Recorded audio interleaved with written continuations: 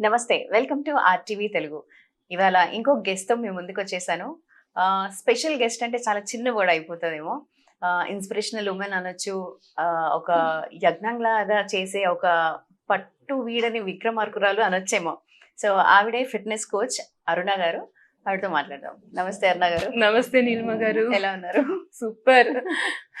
So, మిమ్మల్ని చూస్తుంటే ఎలాంటి వాళ్ళైనా ఓకే. ఈజీలేమోలే చేసుకోవచ్చేమో అని అనుకుంటారు. అంటే దేని గురించి మాట్లాడుతున్నానో అని మీకు నాకు తెలుసు. సో, మీరు ఒక 150 కేజీస్ వెయిట్ నుంచి యూ కేమ్ డౌన్ టు అంటే 65 అంటే ఆల్మోస్ట్ ఒక 50 కేజీస్ తగ్గిపోయారు మీరు. సో, అసలు ఏంటి అంత వెయిట్ లాస్ జర్నీకి మీరు అంత డెడికేషన్ గా ఒక యజ్ఞం లాగా చేశారు. నాకు తెలిసినంత వరకు కూడా. సో, ఏమంటారు అయ్యప్ప స్వాములు ముడి కట్టుకొని వెళ్తూ ఉంటారు. సో, అది కింద పెట్టకుండా అన్నంత నిష్టగా చేసినట్టుగా చేశారు మీరు. సో, అందుకే ఈ రిజల్ట్ ఇప్పుడు మీకు కనిపిస్తుంది. భగీరథ తపస్సు చేసినట్టే అయ్యింది. అంటే ముందుంచి కూడా నేను ఇప్పుడేదో ప్రెగ్నెన్సీ తర్వాత లావ్ అయిపోయి అలాగేం కాదు. చిన్నప్పటి నుంచి కూడా స్టవ్ బాడీ లైక్ ఇంట్లోని హెరిడిటరీ అన్ని మంచిగా ఫ్యాట్ బాడీస్ అన్ని ఉన్నవే. సో అయినా కూడా ఇంకా సన్నగా ఉన్న వాళ్ళు ఉంటారు. మనం ఏంటంటే ఫుడ్ అంటే మంచి లవ్ ఉండేది.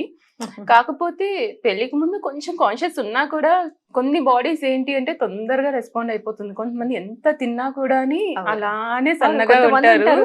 ఎన్ని ఇయర్స్ నుంచి చూసినా ఒకే అదే మెయింటైన్ చేస్తూ ఉంటారు. కొన్ని వాళ్ళు తినరా అంటే శుభ్రంగా తింటారు, అన్ని తింటారు. మనం ఏంటంటే కొంచెం తినేదాని మీద ఎప్పుడైనా నచ్చి కొంచెం ఎక్స్ట్రా తిన్నా కూడా ఈజీగా ఫ్యాట్ గెయిన్ అయిపోతుంది. మెయిన్ గా ఏంటంటే టేస్టీగా ఉంటాయి.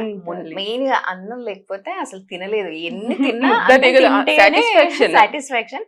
అందులో కూరలు మంచిగా ఉంటే ఒక 4 ముద్దలు ఎక్స్ట్రా వేసేస్తే. అందులోని మేము క్షత్రియాస్ అన్నమాట. సో ఇంకా రాజులు అంటే ఇంకా మరి అడగక్కర్లే, బిర్యానీలు అవి ఇవి. అందులో విజయనగరం సైడ్ మాది. ఇంకా విపరీతమైన ఫుడ్ కోసమే పుట్టేమన్నట్టుగా తినేవాళ్ళం. అలా ఉండి కూడా అలా మెయింటైన్ అవుతూ వచ్చేదని చబ్బీగా ఉండేది అనమాట. బానే ఉండేది. బట్ కొంచెం చబ్బీగానే ఉండాల్సిన కన్నా ఇంకా కొంచెం ఎక్కువగా కనిపించేదాన్ని.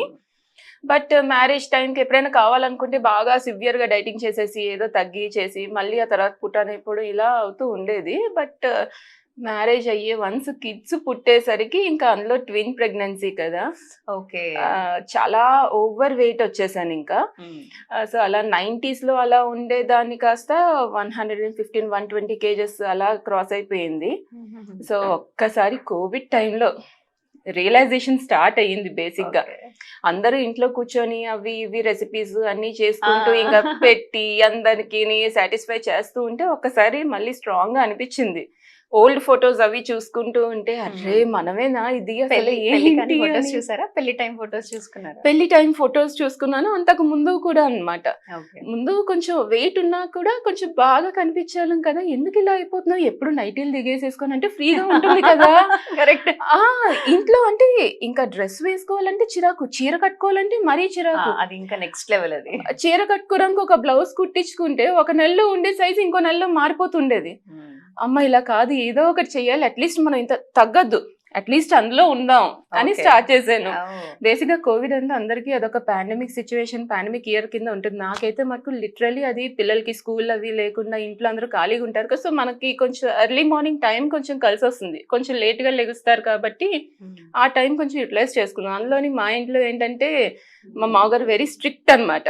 ఆయన 4:30 అయ్యేసరికి లేచిపోయి కూర్చుంటారు. 4:30 గలా లెగుస్తారు అనమాట.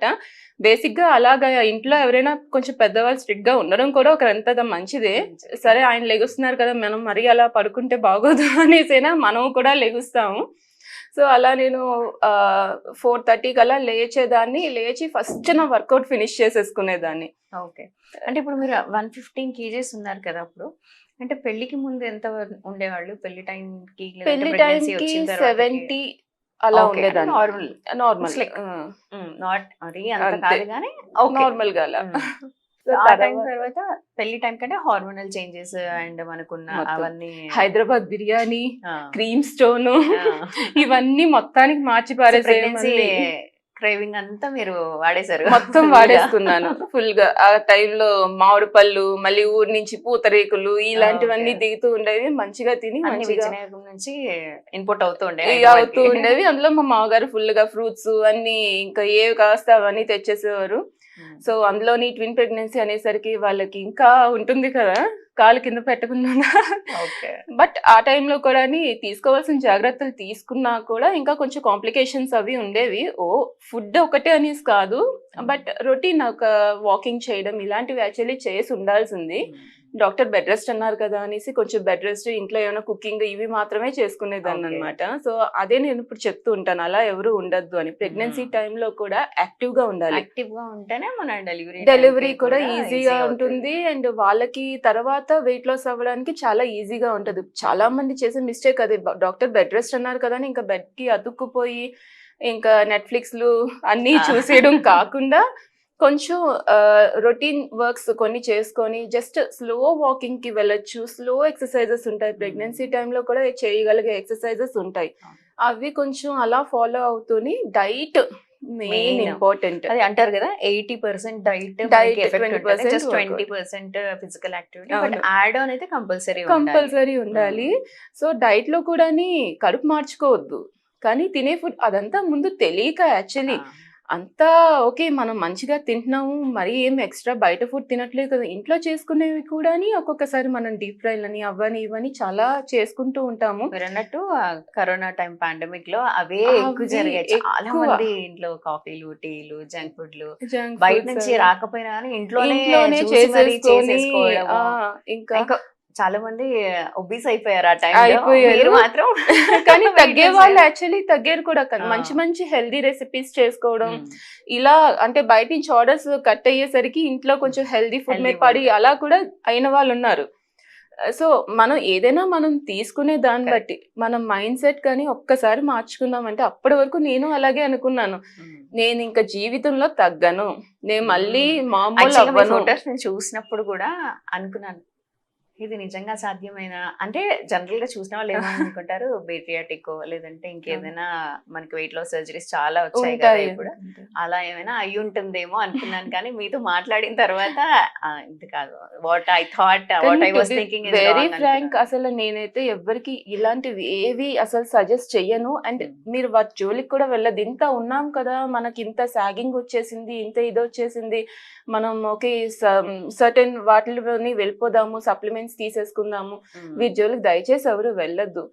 ఆలోచన ఉంది, కొంచెం మైండ్ పెట్టి కొద్దిగా మీరు కష్టపడి శ్రమ పెడితే గనక ఏదైనా ఎవరికైనా సాధ్యం అయిపోతుంది. అసాధ్యం అంటూ ఏది లైఫ్ లో ఉండదు. డెఫినెట్లీ నేను ఫస్ట్ అనుకున్నాను, అంటే ఇంత కాకపోయినా జస్ట్ నార్మల్ గా ఒక్క 10 kgs ఎంత తగ్గినా చాలు, అట్లీస్ట్ 100 ఉన్నా చాలురా బాబు అనేసి అంతవరకు చాలు. కానీ ఒక్కసారి మనకు అది వచ్చేస్తుంది కదా నీలిమా గారు. అసలు ఒక్కసారి స్టార్ట్ అయ్యాక మనల్ని మనం ఒకసారి అద్దంలో మిర్రర్ లో చూసుకుంటునేటప్పుడు 1 month కి ఒక కొంచెం ఇంచ్ లాస్ రావడం లైట్ గా మనకు తెలుస్తుంది. ఆటోమేటిక్ గా చూసే వాళ్ళందరూ ఏదో కొంచెం తగ్గినట్టున్నావు కదా అని.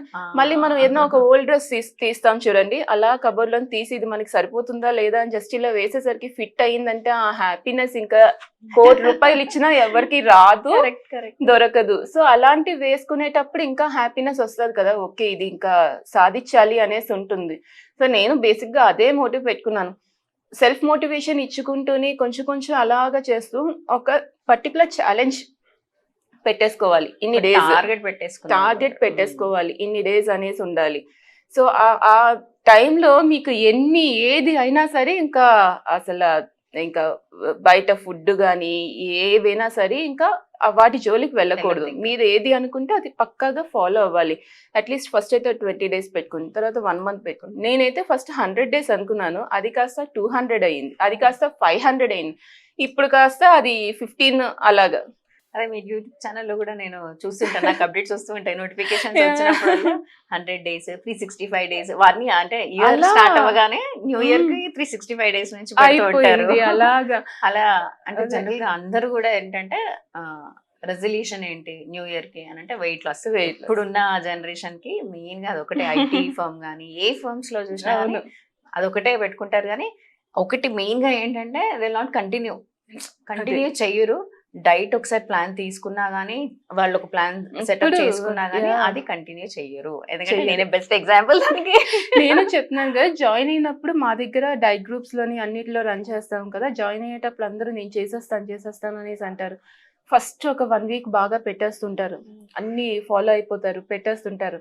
అక్కడతో మళ్ళీ 1 వీక్ తర్వాత ఏదో ఒక చిన్న ఎక్స్క్యూజ్ వస్తుంది, పీరియడ్ అనో అదనో ఇదనో, బయటకు వెళ్తున్నాము, వెకేషన్ అని అదని. ఏది ఉన్నా మనం ఫస్ట్ మైండ్ సెట్ బాగుంది అనుకుంటే ఫాలో అయిపోవచ్చు. అంటే చీట్ డేస్ ఉండొచ్చు, మీరు అన్నట్టు. ఉండొచ్చు, ఆ డే మాత్రం ఎంజాయ్ చేసి నెక్స్ట్ డే మళ్ళీ మళ్ళీ back అయిపోవాలి. వచ్చేయాలి. దాని కాస్త ఒక్కొక్కరు 2 డేసే కదా, 3 డేసే కదా అని అలా పోస్ట్ పోన్ అది చేసేసుకుంటూ ఇంకా ఉంటారు. మర్చిపోతారు.